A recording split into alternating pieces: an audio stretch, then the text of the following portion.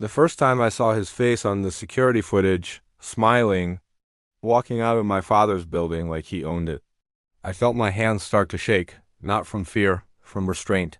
Because 3 months earlier, that same man had cornered my sister in a hallway and told her no one would believe her. He was wrong. If you've ever wanted to see powerful people finally face consequences, if you've ever watched injustice happen and felt that burning frustration in your chest, hit that like button, subscribe, because this one is about patience, power, and making sure karma arrives personally delivered. My name is Neil, and I learned early that life doesn't ask for permission before it takes everything from you. I was 10 when my parents died. Car accident, rain, a drunk driver. One of those stories people shake their heads at before going back to dinner. But for me, it was silence, an empty house. 2 graves. I would have ended up in the system if not for Tommy, my dad's best friend. Tommy owned a healthcare company. Big one, clean offices, white marble floors. His name on the building in silver letters. He took me in without hesitation. Him and his wife, Clara, raised me like I was their son. They had 2 daughters, Myra and Rose. Myra was 1 year older than me. Rose 1 year younger. We grew up together. Same house. Same dinner table. Same school. From the outside, we were the perfect family. But perfect families don't exist. Especially not at schools where the students' parents fund political campaigns. Mira was beautiful, smart, quiet, and that made her a target. It started small, whispers, snide comments. Phones angled a little too deliberately. Then it escalated, hands lingering too long, blocking her path in hallways. Threats disguised as jokes. Relax, it's just fun. I remember the first time she came home with red eyes. She said she was tired, but I saw the way her fingers trembled when she held her fork. I confronted one of the guys once.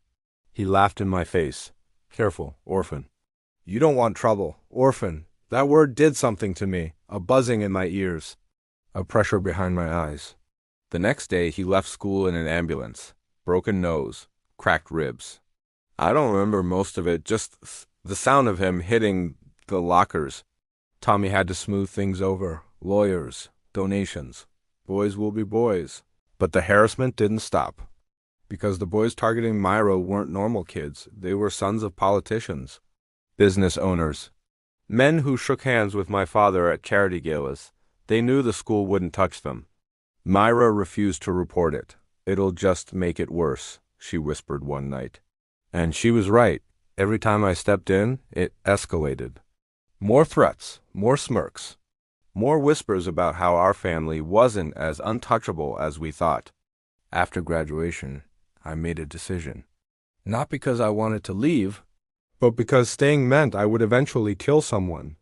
I told Tommy I got accepted into a prestigious university overseas. He cried when he hugged me. He was proud. I lied to the only man who saved my life. Instead of university, I joined a private military contractor operating in conflict zones. If the world respected power, I would become powerful.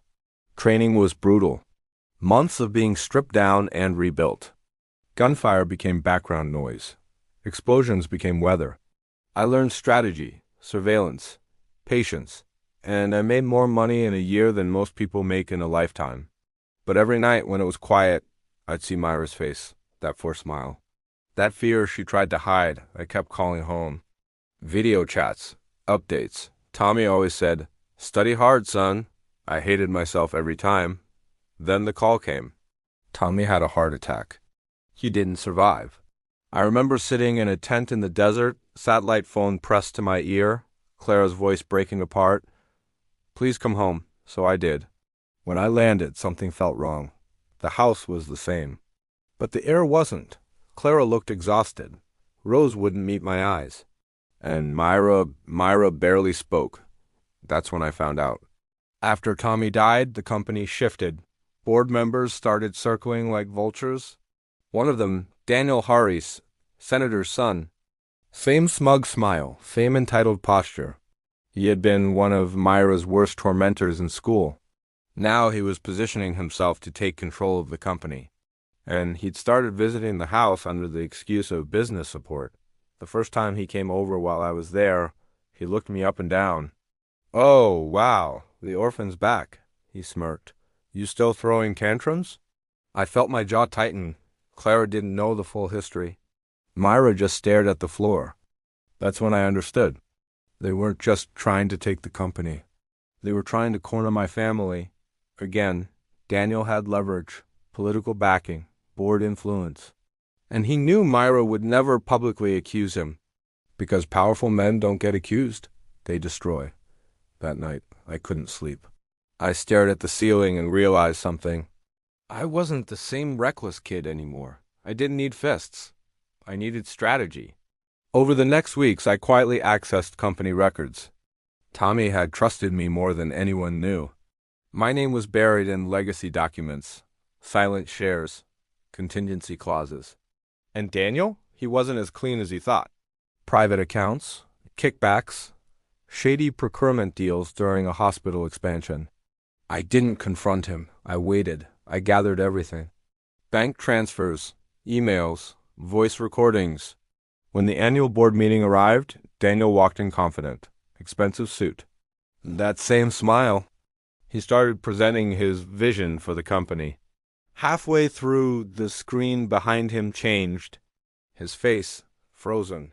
As a document appeared. Transaction records. Gasps filled the room. He turned pale. What is this? I stood up, calm, measured. This is evidence of embezzlement and federal fraud. His laugh was forced. You think anyone here will believe you? The doors opened. 2 federal investigators stepped inside. Turns out when you send a well-organized evidence package to the right agencies, they listen. Daniel's confidence shattered. He looked at me. For the first time, he didn't look powerful. He looked small. You planned this? He hissed. I stepped closer. You told my sister no one would believe her. Silence. You were wrong. He was escorted out in handcuffs. Board members avoided my eyes.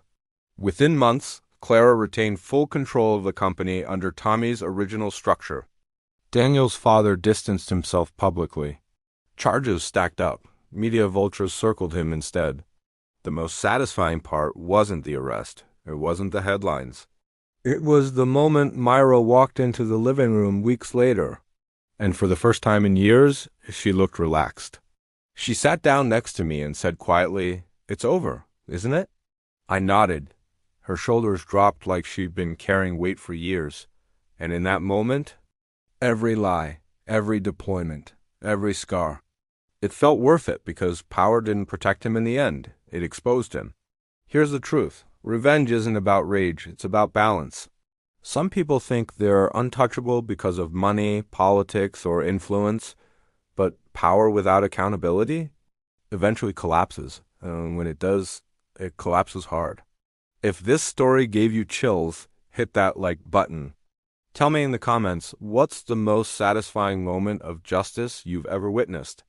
And if you want more stories where the underdog refuses to stay powerless, subscribe, because sometimes karma doesn't happen by accident. Sometimes you build it.